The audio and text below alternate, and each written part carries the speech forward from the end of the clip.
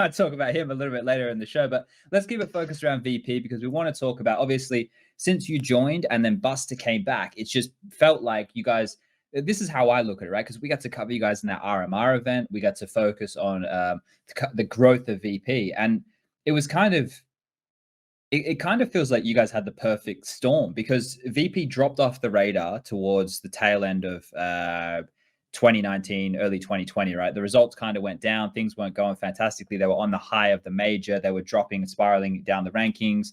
Things weren't going well. It was like, well, does Sanji go? Does Adren go? What's going to happen? Buster took a break. You came in. And then when Buster came back, you had a chance to already integrate with the core of the team. So you guys didn't have to fuck around with any of that stuff. And then event after event, it felt like, okay, you had to start, you know, with some online-ish events, and then you played in the RMR, and it felt like your opponents slowly got harder and harder as you guys progressed. Did it feel that way for you personally? Yeah, obviously. I mean, from the start, we played actually instantly as I joined. We played like the Blast Blast Showdown, and there were like really good teams there, and we won only one game in the group, and we played like 4 or 5 games there. And for me, it was already a challenge because like first like really good opponents, then after like RMR playing against Navi, then again we went down when Buster came back, obviously, and we needed to play those No Sweet Home or whatever tournaments where we 2 times in a row we lost to Gambit. Like we didn't even play that much. First tournament we instantly lost the Gambit and we went out of the tournament in playoffs. Next tournament we played 1 game and then lost the Gambit again and went out of the tournament, and we didn't understand like how good are we. But after like already RMR, when we beat twice Navi, then in Flashpoint like Big OG Fnatic, and now in Summit again like Fnatic and NIP and all other teams, it's just but I believe the next step is like top 5 teams, and we want to play against them. We're really hungry. Now, I guess that kind of brings us to that next subheading we have, right? Is you guys being within the top 6 in the world and the teams that are ahead of you now. And we were talking about this the other day, weren't we, Prof? I think it was you and I, about like the fact that they had beaten Navi. Who was it that they just had to beat? Was it Astralis or was it Vitality in there as well? Astralis and Vitality didn't play right yet, if I remember correctly. So that's kind of the next step. I feel like Navi is that local team. So even though they're top 3, it's kind of a different story, I feel like, for Virtus Pro. But these 2 teams, you played big back in Flashpoint. So these 2 teams are next in line, and they are the 2 best teams probably in the world right now. So what is are you hungry to face them? What do you think that is going to be like? I feel like my teammates have their own history with Astralis, so that will be a challenge for them as well, and obviously a challenge for us to actually like Vitality, Navi, and Astralis are in a higher level at the moment than any other team, and we've beaten Navi, but as you said, it's same like CIS region, and it can all differ and whatever.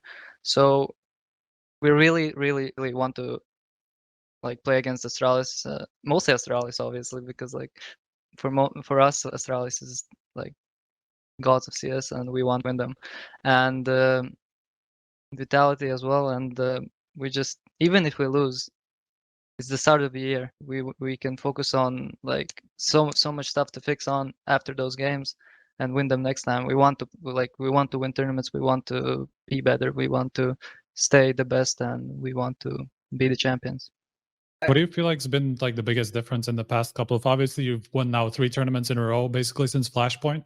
So what's been the biggest difference? Because it took you a while, like after Buster was back, to kind of get to this level where you started beating like some of the better teams and, you know, started climbing. We had a long run with our practices before all those tournaments. So we were like, I don't know how to say it, like people who don't go outside, like they stay at home, they just literally sitting at their PCs. Like fully introverts. I wasn't going home for like 2 weeks, like going outside, I mean, and I was staying home watching grenades, learning new stuff and everything, and we were playing so much, and then after when the tournaments already started, the schedule got a bit lighter, and like we had a lot more spare like energy to actually like focus fully on those officials, and everything before we already talked about it, like, and talked everything out basically in the game, that everything was possible. Well, maybe not everything. A new day, new challenge, you know. Sure, I think that's really interesting. So just if we can, because my calendar is fucking scuffed from last year. Once everything went all COVID-y, I didn't update it. So I don't even know where I was when the player breaks and stuff ended. I know it got moved around a bit last year, right? But are you saying that you guys practiced in the player break before Buster came back? Like you were spending a lot of time. Is that what I'm interpreting? We played with Adren for 1.5 weeks or 2 weeks. Okay. In the player. So it was like 20-ish July. Yeah. Something like that till the like, I believe like 5th or 3rd August. Then Yep. Buster came back instead of Adren. Okay. Then we practiced with Buster from August, September, October, and October it was RMR.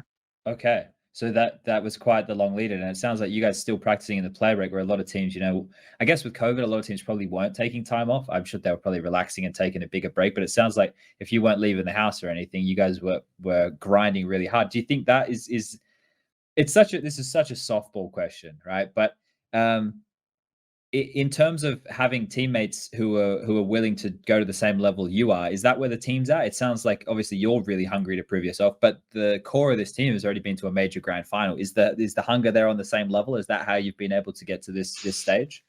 They lost in a major final. How do you think they're Yeah. like? That's a very good response. They lost in a major final. They want to be the winners. They want to go on the next major and win the next major. They don't want to stay the second.